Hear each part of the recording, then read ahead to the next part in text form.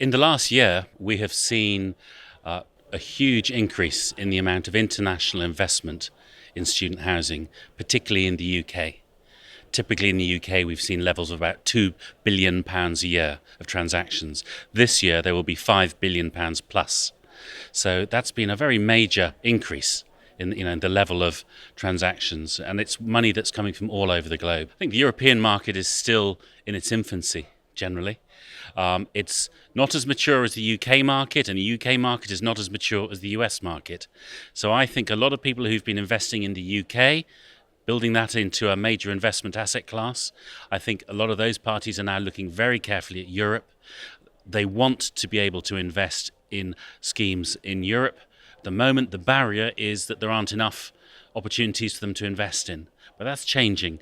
More and more people are starting to develop student housing. More and more people are learning how to operate student housing. And so the international investors that have been so active in the US and the UK, they're looking hard now at Europe. And I think over the next few years, they will begin to make major investments. We already have seen some private equity houses make quite major investments in Europe. And I think we'll see a lot more over the next few years.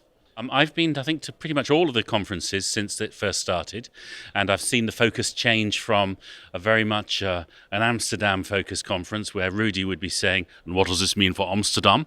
To what does this mean for Europe? What does this mean for the student housing sector as an international sector rather than just a Netherlands-focused sector? So I'm loving the increased diversity, the wider geographic focus, and the fact that we've got people from all over Europe here and beyond. We've had speakers from New York.